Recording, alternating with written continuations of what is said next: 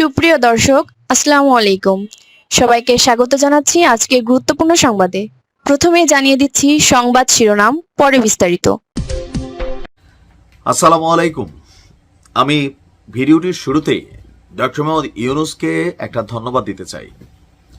নির্বাচনের পুরা নকশা, পুরা মডেলই বদলাই ফেলছেন ডক্টর মোহাম্মদ ইউনূস। তিনি বলছিলেন যে সংস্কার করবেন, আমরা ভাবতেছিলাম কি সংস্কার করবে, তো ফাইনালি একটা সংস্কারের দেখা পেয়েছে। আর আমার মনে হয় এই এক ঘোষণায় 18 বা 20 কোটি বাঙালি যারা আছে এদের মধ্যে ধরেন 1% বা 2% বাদ দিয়া বাকি সবাই খুশি।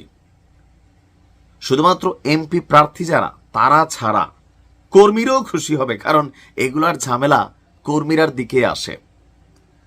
একটা নির্বাচন যখন আসে সারা বাংলাদেশে স্বাধীনতা পরবর্তী সময়ে 53 বছর বা 54 বছর যাবত আমরা দেখছি যে নির্বাচন মানে হচ্ছে পোস্টার, অলিতে গলিতে পোস্টার, চিপা চাপায় পোস্টার, চা দোকানে পোস্টার, গাড়ির মধ্যে পোস্টার, ডিজিটাল পোস্টার।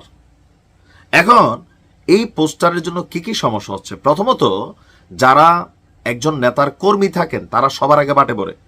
যেমন একজন লোক এমপি ইলেকশন করবেন, ওনার অনেক কর্মী সমর্থক আছে, ব্যবসায়ীরা আছে, বিভিন্ন লেভেলের মানুষ আছে। এই যে পোস্টার ছাপানোর খরচ, লাগানোর খরচ, এই খরচটা নিজ দলের বা কাছের নেতাকর্মীদের উপর চাপাই দেওয়া হয় যে তুমি এক কাজ করো বাইরে 10,000 পোস্টার ছাপাই দিও, তুমি এক কাজ করো 5,000 পোস্টার ছাপাই দিও। আপনার নতুন রং করা বাড়ির ওয়াল, তারপরে হচ্ছে বাড়ির বাউন্ডারি, স্কুলের কি বলা হয় যে বাউন্ডারি, মসজিদের বাউন্ডারি, যেখানে খুশি চা দোকান, খাম্পা, এমন কোনো জায়গা নেই যেখানে পোস্টার আর পোস্টার নাই। আবার রাতের আধারে এক প্রার্থীর পোস্টার ছিঁড়া আরেক প্রার্থীর পোস্টার লাগানো হয়, এই নিয়ে মারামারি হয়, কোপাকুপি হয়।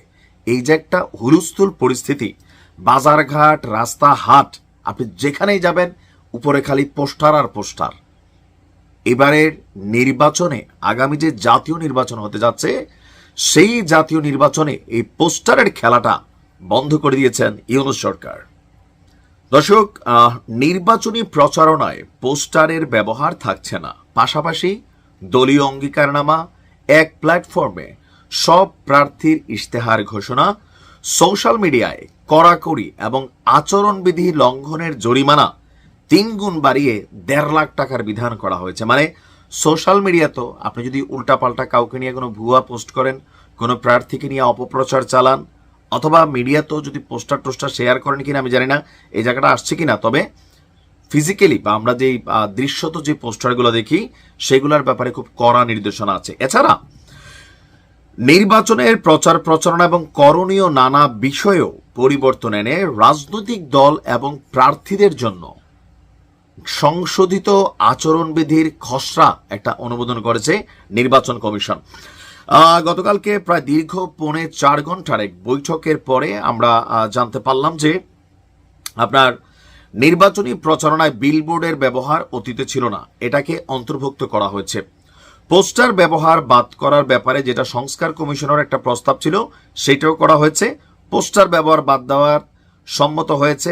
ব্যানার, ফেস্টুন, প্রতিদ্বন্দ্বী প্রার্থী ইত্যাদি নতুনভাবে সংজ্ঞায়িত করা আছে। এখন আমার মনে হয় যে এখানে আরো কিছু আছে, যেমন সার্কিট হাউস, ডাকবাংলা, রেস্ট হাউস, এইটার উপরেও বিধিনিষেধ আসছে। ফলে এখন এসব সুযোগ সুবিধা প্রার্থীরা অবাধে গ্রহণ করতে পারবে না। মানে আগে হয়তো কি, যিনি এমপি প্রার্থী তিনি গেলে এই যে সার্কিট হাউস, ডাকবাংলা যেই থাকে সরকারি ভবনগুলো, এগুলাকে ব্যবহার করত। তো সবকিছু মিলিয়ে আমার কাছে মনে হচ্ছে এটা ইতিবাচক সংস্কার। এটাতে সারা বাংলাদেশের মানুষ খুশি। শুধুমাত্র যারা এমপি প্রার্থী হবেন তারা হয়তো অনেকটা নাখুশ হবেন যে নির্বাচন আসছে, মাঠে পোস্টার নাই, হয়তো মাইকিংটা থাকবে, ওইটার ব্যাপারেও কি রুলস রেগুলেশন আছে আমরা জানি না, হয়তো আরও আসবে। বাট এই সংস্কারটা খুবই সুন্দর হয়েছে, আমার কাছে মনে হচ্ছে এটা খুবই সময় উপযোগী একটা সিদ্ধান্ত। ভালো থাকুন।